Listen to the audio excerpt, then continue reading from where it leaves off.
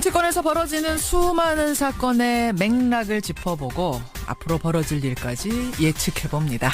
월간 암흑에 오늘 한 달 만에 돌아왔습니다. 월간 정청래 편 정청래 전 의원 나오셨어요. 어서 오십시오. 네, 여러분 안녕하십니까. 정청래입니다. 한 달 만에 우리가 만나는 건데 네. 솔직하게 41.08%는 맞추셨습니까? 그것은 제 예상이 좀 빗나갔습니다. 뭐 몇이라고 하셨죠, 예상? 저는 희망사항 섞여서 예. 47% 47% 정도 나왔으면 좋겠다. 예. 그런데 저희 마포 을은 47 나왔죠. 지역구는 네. 거기는 달성하셨는데 서울 지역 1등. 1등. 네. 아니 근데 41.08%는 그럼 어떻게 해서 나온 수치라고 생각하세요? 오자구도에서 나올 수 있는 최고의 수치가 아닐까 이렇게 생각을 하고요. 오자구도. 예. 아니 근데 이제 일각에서는 41.08이면은 기존의 대통령들 득표율 비하면 낮은 거 아니냐. 이거 주도권 잡고 가기 어려운 거 아니냐. 좀 50 가까이는 갔었어야 되는 거 아니냐라는 얘기 나오기도 하는데. 그것은 후보 구도에 따라 다 달라지는 건데 오자구도에서는 최고치라고 보고 예를 들어서 야구로 치면 예.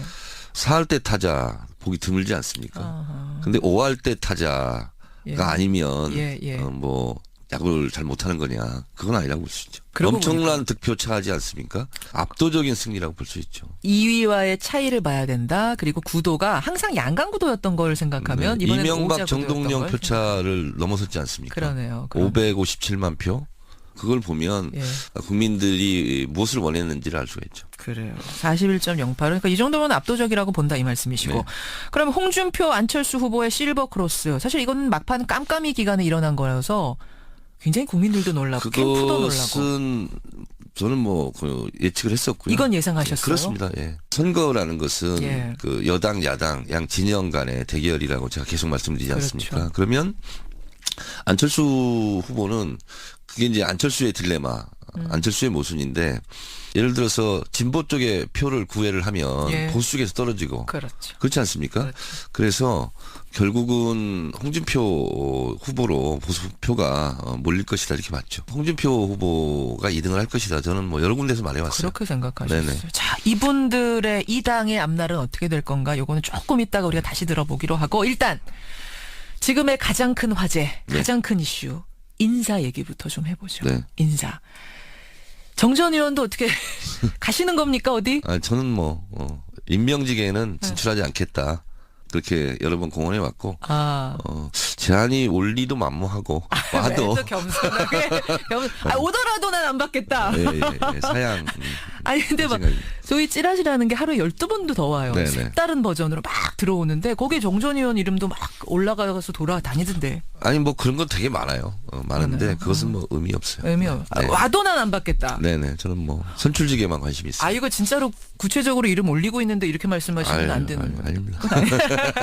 알겠습니다. 그럼 아주 객관적인 입장으로 말씀을 해주실 수 있을 것 네네. 같은데 지금 어쨌든 당은 좀 술렁이겠어요. 우리 정청래 의원은 나는 임명직은 관심 없다 하셨지만 많은 분들이 네. 관심 있잖아요. 핸드폰 켜놓고 밤에 배터리 충전이 잘 돼 있나 확인하고 자는 사람이 너무 많다. 그런 혹시라도 연락 올까 봐. 우스갯소리가 많이 있습니다. 야 혹시라도 올까봐. 네, 저는 아예 그냥 핸드폰을 꺼놓고 잡니다. 근데 저는 이제 어제 그런 생각을 했어요. 지금까지는 제가 종편에 출연하지 않고 보수 언론에는 정치 한 13년 동안 인터뷰도 안 하고 막 그랬었거든요. 근데 이제 책임 있는 여권 인사가 됐기 때문에 예. 가리지 않고 정부 정책을 알려야 되겠고 또 이 성공한 대통령이 되어야 되지 않겠습니까? 그래서 제 나름대로 여론조사를 해봤어요. 예. 이래저래 커뮤니티에 개인 여론조사. 제 SNS 했더니 거의 95% 이상이 무조건 이제 나가서 정부 정책을 좀 알리는 일을 했으면 좋겠다. 그래서 저는 이제 무보직 대변인. 무보직 대변인. 네. 스스로 임명한 무보직 대변인. 네네네. 그래서 역할을 저는 그런 작사한다. 역할을 좀 할 생각입니다. 그럴 생각이세요. 인사 얘기를 하다가 이렇게 됐는데 가장 파격적인 인사는 뭡니까? 지금 보시기에. 아무래도 조국 그렇죠. 교수 민정수석 역시. 임명. 네. 당에서 아셨어요? 미리 예상들 하셨어요? 인사라는 부분이 관심은 많이 있지만 또 이게 미리 알려지면 또 이렇게 망치는 경우가 있거든요. 그래서 저는 뭐 궁금하긴 하지만 뭐 알아보거나 그러진 않습니다. 근데 아무래도 조국 교수가 가장 지금 파격적인 건 사실이죠. 그리고 이제 좀 각광을 받고 있는 것 같아요. 기대도 많고. 현장 경험이 전혀 없는 학자 출신이기 때문에 그래서 조금 뭐 뭔가 시행착오 있지 않겠느냐 걱정하는 분들도 분명히 있거든요. 양론이 있는데요. 예. 검찰개혁, 사법개혁을 하려면 같은 식구면 필요하다면 메스를 댈 때도 있는데 네. 그래서 눈에 밟히를 못하는 거 아니냐. 그래서 아예 관계가 없는 분이 하는 게 좋겠다 이런 게 있고 또 하나는 그래도 필드에서 경험이 있는 알아야 기억하지 않겠는가. 네, 이런. 그 필드 경험이 있어야 되는 거 아니냐 이런 양론이 있는데 네. 저는 뭐 두 개 다 가보지 않는 길이기 때문에 네. 어떤 길이든 방향 잡고 잘 하는 것이 필요하다 이런 생각이 들어서 저도 어제 응원 트윗을 했는데 조국 교수한테 그러셨어요. 거기는 권력과 권력이 충돌하는 현장이기 때문에 기준을 세워야 된다. 그래서 원칙을 무기로 예. 앞장 세워야 잘할 수 있다. 예. 그렇게 제가 응원했죠. 그러셨군요. 지방선거 전까지 검찰개혁을 완수하겠다. 어제 이게 조국 민정수석의 첫 일성이었습니다. 예. 근데 타임 스케줄상 그럴 수밖에 없는 것이 예. 앞으로 지금 대선은 끝났지만 이 정치의 계절은 끝나지 않았거든요. 이제 앞으로 그렇죠. 개헌을 어떻게 할 것인가. 그렇죠. 내년 지방선거 때 개헌하자고 모든 후보들이 다 얘기했기 때문에 예. 개헌과 함께 맞물려서 여러 가지 개혁 작업이 그때까지는 완수돼야 되지 않을까 하는 생각이 듭니다. 그러면 내년 지방선거까지 큰 줄기가 하나는 검찰개혁이 되겠고 또 큰 줄기 하나는 개헌 논의가 있을 수가 있습니까? 이게 초기부터 진짜? 정말 될까요? 개헌이라는 큰 물줄기 안에 네. 검찰개혁도 있고 모든 개혁이 거기에 맞춰지겠죠. 그러니까 개헌이 될까요? 항상 대통령들이 개헌 얘기하지만 자기 임기 시작되면은 그게 블랙홀 될까봐 말도 못 꺼내는 거잖아요. 저는 문재인 대통령으로서는 그렇게 공헌해 왔고 공약하지 않았습니까? 예. 쉽고 어렵고의 문제가 아니라 예. 그렇게 해야 된다고 저는 해야 생각합니다. 된다.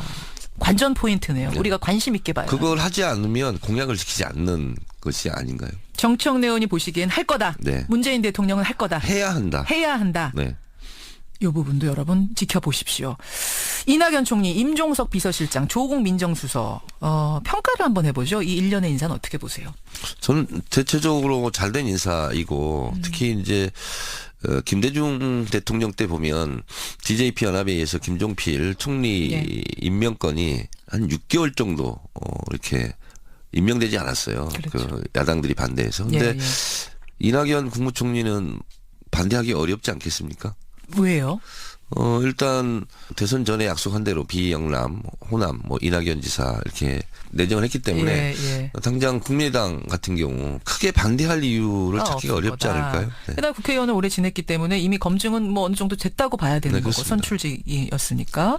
근데 보면은 이낙연, 임종석 뭐 이런 분들 일부러 지금 친문 인사는 배제하고 가는 겁니까? 일부러? 배제라기보다는 문재인 대통령의 포용의 리더십 뭐 그런 차원이라고 보고 있고요.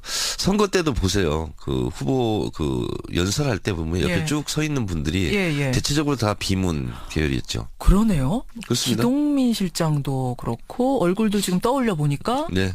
친문은 아니에요. 네. 최측근이라고 하는 사람 대체적으로 아니에요. 문재인 후보에게 예. 우호적이지 않았던 분들이 옆에 전면에. 쫙 포진하고 박영선 의원도 그랬고. 그러네요. 그러고 보면 김경수 의원 하나 정도가 측근 정도로 그러니까 뭐 취급될 수 있을 것 같고. 저도 그 선거 기간 동안 옆에 가지 않았어요. 그래서 사진 찍은 게 하나도 없습니다. 그렇군요. 네네. 친문 역차별 아니야? 이런 얘기는 혹시 당내에서 안 나와요? 아직 그것이 뭐 불가 나올 정도로 그렇진 않고 아직은 지금 이제 감격스럽고 예. 잘해야 된다 이런 분위기지 뭐 어떤 것에 뭐 이렇게 날카롭게 비판하고 이런 분위기는 아닙니다. 이른바 삼철이라고 불리는 최측근 인사. 네. 최측근 인사들은 일부러 전부 빼는 겁니까? 저는 그 생각은 좀 다른데요. 특히 이제 양정철 전 비서관 같은 경우 예. 가장 옆에서 가장 고생한 사람인데. 뭐 자타공인 가장 최측근이죠. 네, 그렇습니다. 근데 그렇기 때문에 예. 빼야 된다. 저는 그건 동의할 수 없고 오히려 더 적극적으로 역할해야 된다. 그쪽으로 보세요. 네, 저는 그렇게 생각합니다. 사실 이제 그분을 놓고 여러 가지 얘기들이 많더라고요. 뭐냐면 지금까지 믿고 의지했던 최측근을 차라리 전면에 세워서 그러니까 공식 자리를 주고 계속 가는 것이 비선 논란 막을 수 있는 길이다. 이렇게 보는 분이 있는가 하면 만약에라도 이분을 정말 공식 라인으로 넣게 되면은 진짜로 문고리 3인방 얘기처럼 뭐 이렇게 될 수도 있으니까 또 빼야 된다는 분도 있고. 근데 넣는 게 맞다고 보세요? 저는 예를 들어서 국회의원 선거 때 저를 가장 열심히 도왔던 사람을 당연히 보좌관으로 저는 이렇게 기용해야 되는 게 맞다고 보거든요. 성공을 했다면 그렇게 네, 해서. 그렇습니다. 네. 그것이 너무 자연스러운 거죠. 안 그런 것이 더 부자연스럽지 않나요? 그렇게 보세요. 네. 근데 어쨌든 이번에 빠지는 거죠. 3명 다. 그건 모르겠습니다. 알겠습니다. 여러분 어떻게 생각하시는가? 요거에 대해서는 의견을 좀 구해보도록 하고, 타당 인사가 장관으로 기용될 가능성. 이걸 이제 대통령도 이야기를 하셨고, 어제 뭐 박영선 의원 출연했습니다만 통합추진위원장도 말씀하셨고, 이렇게 되면 정말 이건 파격적인 거잖아요. 진짜로 되겠습니까? 노무현 대통령 때도 그런 시도가 있었습니다. 당시 열린우리당과 갈라니 그때 민주당이랑 또 있지 않았습니까? 예. 그때도 한두 분 정도 입각을 제안했는데 성사되지는 않았죠. 진짜 어려운 일이잖아요. 그게. 어려운 일입니다. 어려운 일이잖아요. 개인의 입장이 아니라 당의 입장이라는 게 있지 않습니까? 그렇죠. 예를 들어서 예. 정의당에 누가 장관을 입각했다. 근데 정의당이 야당이지 않습니까? 예. 그러면 문재인 대통령에 대해서 비판할 때 약간 좀 거시기한 부분이 있지 않을까요? 많이 거시기 할 수 있어요. 네네. 사실은 현실적으로. 네, 그래서 쉽지만은 않습니다. 근데 저는 그런 모습이 실제로 예. 나타났으면 좋겠어요. 실제로 됐으면 네. 한 달에 한 번 오는 코너입니다. 월간 정청래 지금 함께하고 계시는데 지금까지는 좀 이렇게 신나는 당의 얘기를 네. 신나는 당의 신나는 고민을 해봤다면 이제는 좀 우울한 당 얘기를 해야 될 것 같아요. 네. 패배한 당들. 제일 우울한 집안은 지금 어디라고 보십니까? 뭐 국민의당이겠죠. 국민의당이죠. 국민의당. 그러니까 3위를 했음에도 불구하고 15명 중에 3위면 못한 거 아닌데 그렇습니다. 아니, 우등상을 받는 거죠. 근데 이제 선거는 1등만 있으니까. 그러게 말입니다. 어제 이상돈 의원은 그러시더라고요. 정권 교체를 열망하는 호남인의 민심이 혹시라도 이제 보수 후보가 될까봐 그게 걱정스러워가지고 될 사람을 밀어준 것뿐이지 국민의당에 대한 어떤 기대감이 못 미쳐서라든지 그런 건 아니다라고 해석하고 계신다. 어떻게 보세요? 저는 뭐 모든 후보들에게 좀 위로의 박수를 먼저 보내고요. 예. 그리고 안철수 후보는 이거냐 저거냐에서 뭐냐 이런 궁금증이 있었던 거죠. 모호한 느낌? 그렇죠.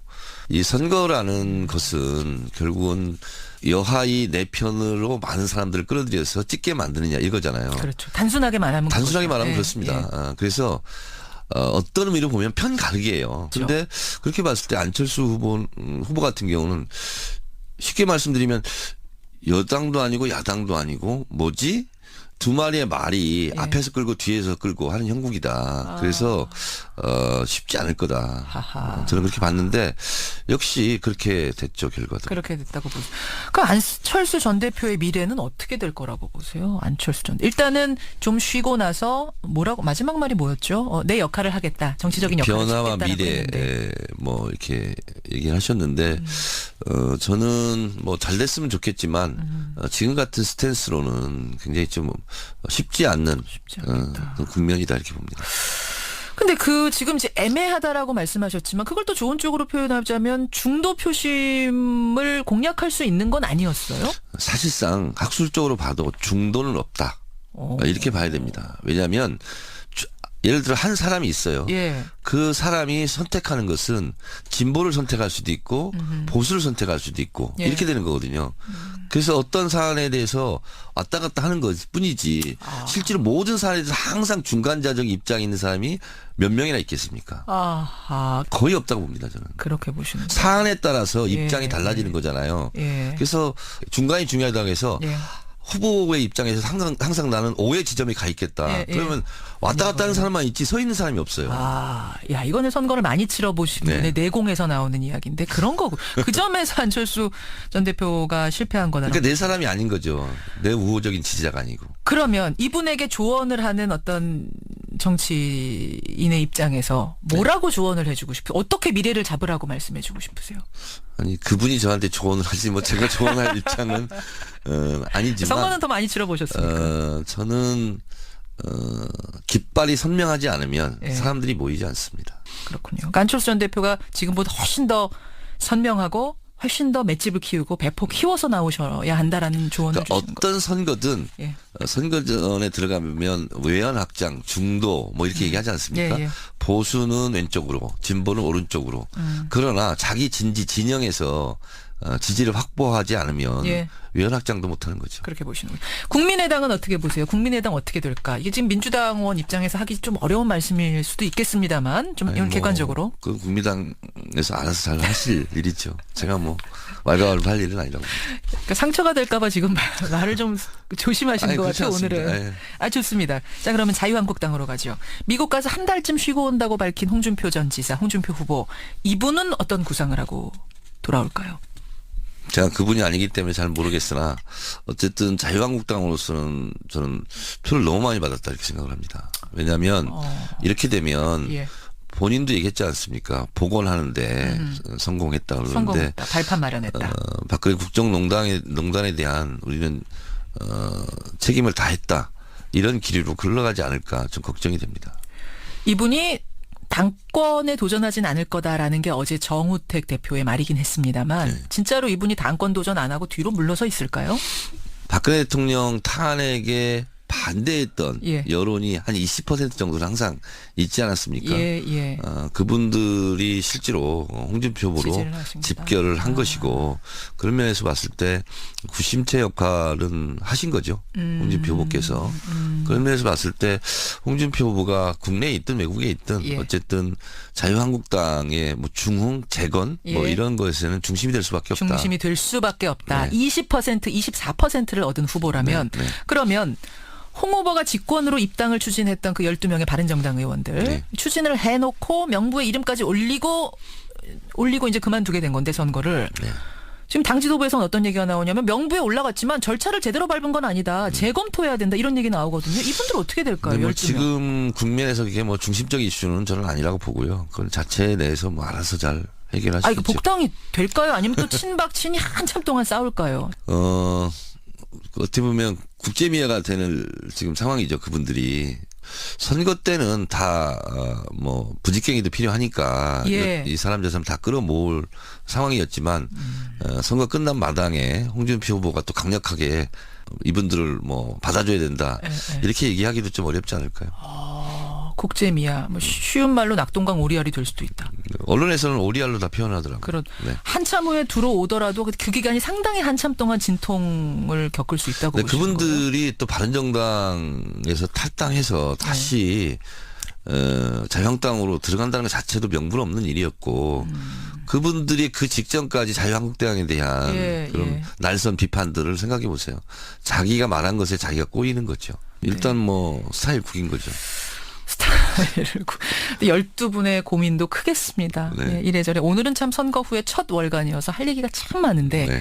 일단 요 정도 정청래 전 의원의 얘기를 듣는 것으로 하고 사실은 저는 대선 끝나고 나면은 이렇게 월간에서 할 얘기가 이제 좀 줄어들겠구나 했는데 계속 촉을 바쁘게 움직여 주셔야 될 것 같아요.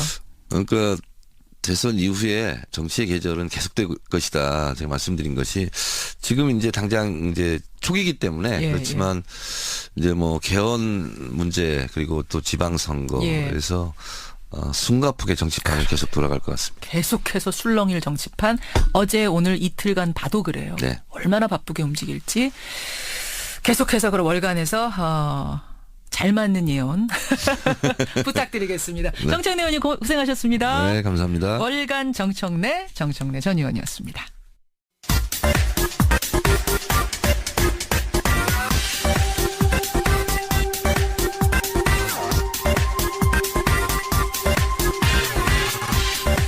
정치권에서 벌어지는 수많은 사건의 맥락을 짚어보고 앞으로 벌어질 일까지 예측해봅니다. 월간 아무개 오늘 한 달 만에 돌아왔습니다. 월간 정청래 편 정청래 전 의원 나오셨어요. 어서 오십시오. 네, 여러분 안녕하십니까. 정청래입니다. 한 달 만에 우리가 만나는 건데 솔직하게 41.08%는 맞추셨습니까? 그것은 제 예상이 좀 빗나갔습니다. 몇이라고 하셨죠 예상? 저는 희망상 섞여서 47% 47% 정도 나왔으면 좋겠다. 그런데 저희 마포 을은 47 나왔죠. 지역구는 네. 거기는 달성하셨는데. 서울 지역 1등. 1등. 네. 아니 근데 41.08%는 그럼 어떻게 해서 나온 수치라고 생각하세요? 오자구도에서 나올 수 있는 최고의 수치가 아닐까 이렇게 생각을 하고요. 오자구도. 예. 아니 근데 이제 일각에서는 41.08이면은 기존의 대통령들 득표율 비하면 낮은 거 아니냐. 이거 주도권 잡고 가기 어려운 거 아니냐. 좀 50 가까이는 갔었어야 되는 거 아니냐라는 얘기 나오기도 하는데. 그것은 후보 구도에 따라 다 달라지는 건데 오자구도에서는 최고치라고 보고 예를 들어서 야구로 치면 예. 사흥도라는 현장이기 때문에 기준을 세워야 된다. 해서 원칙을 무기로 예. 앞장 세워야 잘할 수 있다. 예. 그렇게 제가 응원했죠. 그러셨군요. 지방선거 전까지 검찰 개혁을 완수하겠다. 어제 이게 조국 민정수석의 첫 일성이었습니다. 예. 근데 타임스케줄상 그럴 수밖에 없는 것이 예. 앞으로 지금 대선은 끝났지만 이 정치의 계절은 끝나지 않았거든요. 이제 앞으로 개헌을 어떻게 할 것인가. 그렇죠. 내년 지방선거 때 개헌하자고 모든 후보들이 다 얘기했기 때문에 예. 개헌과 함께 맞물려서 여러 가지 개혁 작업이 그때까지는 완수돼야 되지 않을까 하는 생각이 듭니다. 그러면 내년 지방선거까지 큰 줄기가 하나는 검찰 개혁이 되겠고 또 큰 줄기 하나는 개헌 논의가 있을 수가 있습니까? 이게 초기부터 진짜 정말 될까요? 개헌이라는 큰 물줄기 안에 검찰 개혁도 있고 모든 개혁이 거기에 맞춰지겠죠. 그러니까 개헌이 될까요? 항상 대통령들이 개헌 얘기하지만 자기 임기 시작되면은 그게 블랙홀 될까봐 말도 못 꺼내는 거잖아요. 저는 문재인 대통령으로서는 그렇게 공헌해 왔고 공약하지 않았습니까? 예. 쉽고 어렵고의 문제가 아니라 예. 그렇게 해야 된다고 저는 해야 생각합니다. 된다. 관전 포인트네요. 우리가 관심 있게 봐요. 그걸 하지 않으면 공약을 지키지 않는 것이 아닌가요? 정청래 의원이 보시기엔 할 거다. 네. 문재인 대통령은 할 거다. 해야 한다. 해야 한다. 네. 이 부분도 여러분 지켜보십시오. 이낙연 총리, 임종석 비서실장, 조국 민정 네. 거의 뭐 95% 이상이 무조건 이제 나가서 정부 정책을 좀 알리는 일을 했으면 좋겠다. 그래서 저는 이제 무보직 대변인. 무보직 대변인 네. 스스로 임명한 무보직 대변인 네네네. 그래서 역할을 저는 그런 작성한다. 역할을 좀 할 생각입니다. 그럴 생각이세요. 인사 얘기를 하다가 이렇게 됐는데 가장 파격적인 인사는 뭡니까? 지금 보시기에. 아무래도 조국 그렇죠. 교수 민정수석 역시. 임명. 네. 당에서 아셨어요? 미리 예상들 하셨어요? 인사라는 부분이 관심은 많이 있지만 또 이게 미리 알려지면 또 이렇게 망치는 경우가 있거든요. 그래서 저는 뭐 궁금하긴 하지만 뭐 알아보거나 그러지는 않습니다. 근데 아무래도 조국 교수가 가장 지금 파격적인 건 사실이죠. 그리고 이제 좀 각광을 받고 있는 것 같아요. 기대도 많고. 현장 경험이 전혀 없는 학자 출신이기 때문에 그래서 조금 뭔가 시행착오 있지 않겠느냐 걱정하는 분들도 분명히 있거든요. 양론이 있는데요. 예. 검찰개혁, 사법개혁을 하려면 같은 식구면 필요하다면 매스를 댈 때도 있는데 네. 그래서 눈에 밟히를 못하는 거 아니냐. 그래서 아예 관계가 없는 분이 하는 게 좋겠다 이런 게 있고 또 하나는 그래도 필드에서 경험이 있는 알아야 개혁하지 않겠는가 네, 이런. 그 필드 경험이 있어야 되는 거 아니냐 이런 양론이 있는데 네. 저는 뭐 두 개 다 가보지 않는 길이기 때문에 네. 어떤 길이든 방향 잡고 잘 하는 것이 필요하다 이런 생각이 들어서 저도 어제 응원 트윗을 했는데 조국 교수한테 그러셨어요.